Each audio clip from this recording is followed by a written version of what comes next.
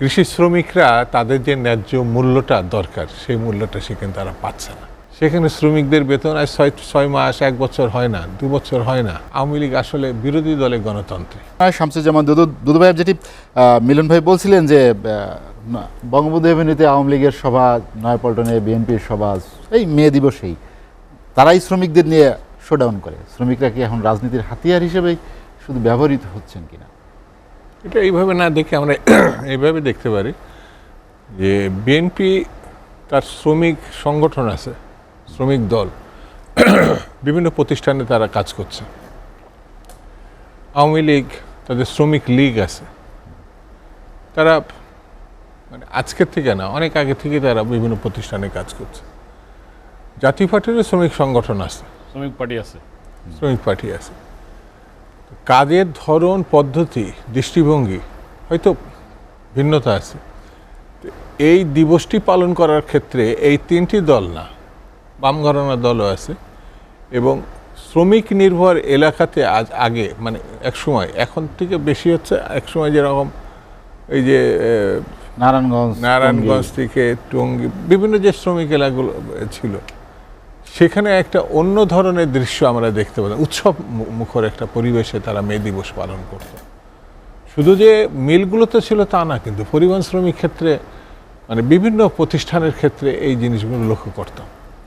কিন্তু রাজনীতির বিবর্তনেই বলবো যে ঘরানাটা চেঞ্জ হয়েছে, মানে তাদের কথা কেউ বলছে না বা সেই পরিমাপে হচ্ছে না, এটা ঠিক না।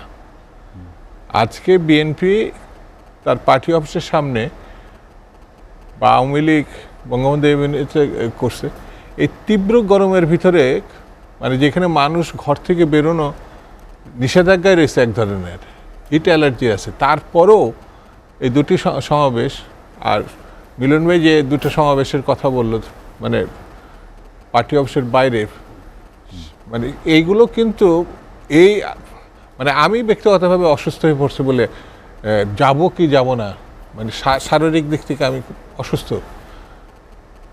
অনেকে হয়তো যেতে পারেনি, কিন্তু তার মানে এই নয় যে এখানে উৎসাহের ঘাটতি ছিল। অর্থাৎ শ্রমিকদের সঙ্গে আগে যেভাবে রাজনীতির দলগুলো ছিল এখনও আছে, তাদের সপক্ষে কাজ করে। এখানে যেটি বিবেচ্য বিষয় হচ্ছে সেটি হচ্ছে যে তাদের প্রাপ্যটা প্রধানত সরকারের পক্ষ থেকে আসে।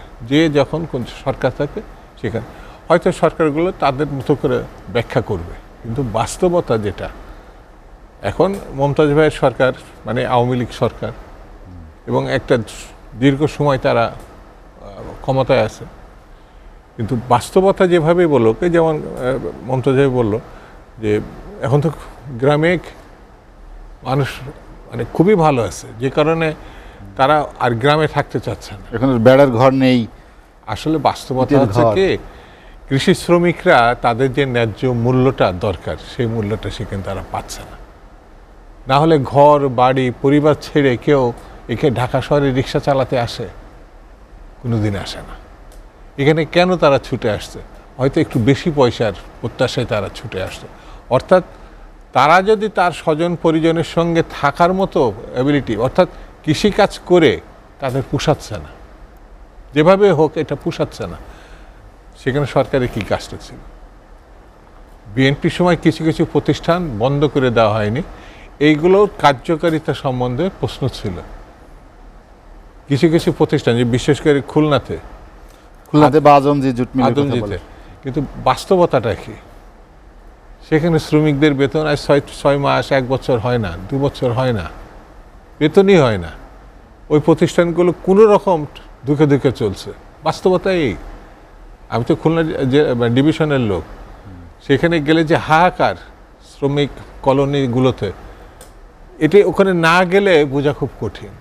পরিবহন সেক্টরের ক্ষেত্রে কয়জন মানুষ ভালো আছে? মানে যে অনিয়ম, যে মানে নিশ্চয়তার অভাব, এই জায়গাগুলোতে এখন রাজনীতির যে নিশ্চয়তাগুলো থাকার দরকার ছিল সেগুলো নাই। আর মিলন ভাইয়ের সঙ্গে আমি একমত। আমি এই কথাটা বললাম, মিলন ভাই সমর্থন দিল, আর উনি বিস্তৃতভাবে বললেন।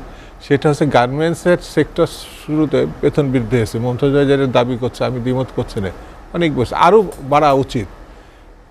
কেন? এই দ্রব্যমূল্যের যে লাগামহীন বৃদ্ধি, আপনি সেটা কীভাবে ব্যাখ্যা করবেন?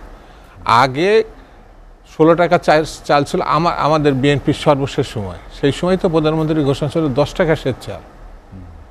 এখন সেই চালটি কত টাকা? 60, 70, 80 টাকা এসে দাঁড়িয়েছে।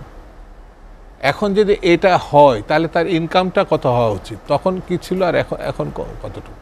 সেই জন্য আমার কাছে মনে হয় আমরা সরকারি অবস্থান থাকলে যেটা ডিপেন্ড করি সেটি বাস্তবতার সঙ্গে কোনো মিল থাকে না আমার কাছে মনে হয়েছে। হ্যাঁ, বিশ্বের অনেক দেশে এখন অস্থিতিশীল, কিন্তু বাংলাদেশে যে স্থিতিশীলতা দাবি করা হচ্ছে এটা একেবারেই রূপকথা, এর সঙ্গে বাস্তবতার কোনো সম্পর্ক নেই। সেই জন্য আমরা শ্রমিকদের পক্ষে, আজকে মে দিবস, শ্রমিকদের পক্ষে বলা না, মানুষের মতো মানুষ হিসাবে বেঁচে থাকার জন্যই তো 71-এর মুক্তিযুদ্ধ, স্বাধীনতা যুদ্ধ, লড়াই, সংগ্রাম। শুধু যে 71 তা তো না, ওইদিকে 24 বছর আর ওইদিকে 52 বছর। আপনি শুরুতে বলেছিলেন যে শুধু শ্রমিক না, মানুষের অধিকার রক্ষায় দেশের সাধারণ মানুষের তারা কেমন আছে সব মিলিয়ে একটি প্রভাব পড়ে, যেখানে আসলে ভোট নিয়ে প্রশ্ন তুলেছিলেন, গণতান্ত্রিক ব্যবস্থা নিয়ে, সরকারের ক্ষমতায় থাকা নিয়ে। আসলে সেগুলোর পরিবর্তন হলে কি এই বিষয়গুলো সত্যি সত্যি সব থেকে আমরা অপরাধমূলক কাজ করেছি সেটা হচ্ছে গণতান্ত্রিক দেশ হিসাবে একজন মানুষ তার পছন্দের প্রতিনিধিকে নির্বাচন করবে, এটা স্বাভাবিক।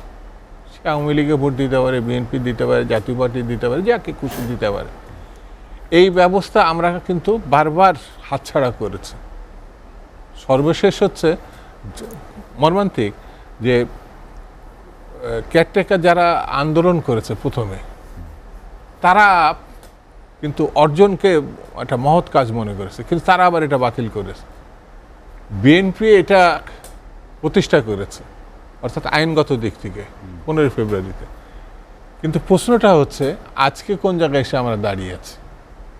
স্বাধীনতা যুদ্ধের পরে, মানে স্বাধীনতা, আমি কেন গণতন্ত্রের জন্য আবার দাবি জানাতে হবে, স্বাধীনতার জন্য দাবি জানাতে হবে, লেখার কথা, বলার কথা, সমাবেশের কেন আবার আমাকে দাবি জানাতে হবে? অসভ্য জাতি তো মানে বাঙালি না, খুবই মেধাবী জাতি।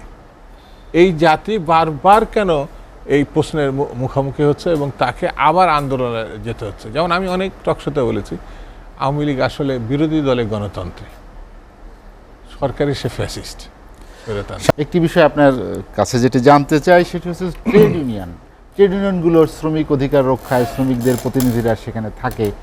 এখন কারা আছে যারা সেখানে আসলে তারা শ্রমিকদের প্রতিনিধি কিনা, শ্রমিকদের সেই সুযোগ আছে কিনা তাদের নেতা নির্বাচন করার, আপনার কি মনে হয়? এখন শ্রমিক আন্দোলন না, গণতান্ত্রিক আন্দোলনও করার সুযোগ বাংলাদেশে নাই। আওয়ামী লীগিজম ছাড়া কারোর কোনো অধিকার নাই। এমনকি বাংলাদেশের যদি আওয়ামী লীগ ঘরানার কোনো ছাত্র না হয়, সে চাকরিও পাবে না, আর পেলেও সে চাকরি থাকবে না। ডিএনএ টেস্ট করার পর যদি বোঝা যায় যে এই আওয়ামী লীগের বাইরে, সে সেনাবাহিনী অথবা বেসরকারি, হাজার হাজার প্রমাণ আছে যারা চাকরিতে নাই। দলীয়করণ কাকে বলে, কত প্রকার, কি কি, এটা আওয়ামী লীগ প্রমাণ করেছে। পুলিশ, সিভিল প্রশাসন, মিলিটারি প্রশাসন, এমন কোনো জায়গা নাই যে জায়গাটা এখন আওয়ামী ঘরানার বাইরে আছে। তো শ্রমিক সত্য কথাটা যদি বলে, সে যদি ব্যাংকের ঢাকা বা জেলা সদরে থাকে, তাহলে সত্য বলার কারণে তাকে এমন খাগড়াছড়ির বর্ডারে গিয়ে তাকে বসবাস করতে হবে, হয়তো আর চাকরি থাকবে না, ওএসডি হয়ে যাবে, প্রমোশন তো অনেক পরের ব্যাপার। এই ধরনের ভুরি ভুরি ঘটনা এখন আছে, যে কারণে আপনি শ্রমিক আন্দোলনে, এমনকি দেখেন না ঢাকা বিশ্ববিদ্যালয় সহ, আমরা তো একসময় ছাত্র আন্দোলনে ছিলাম, মিলন ভাই ছিল, অনু ছিল, মমতাজ, একমাত্র সরকারি সংগঠন বাদে ঢাকা বিশ্ববিদ্যালয়, বুয়েট, মেডিকেল, কোনো জায়গায় বিএনপি সহ কোনো বিরোধী দলের সদস্যরা থাকতে পারে না। এটা আজকের থেকে না, গত 15 বছর ধরে। এক জঙ্গলি দেশ, জঙ্গলি শাসন, জঙ্গলি নিয়ম।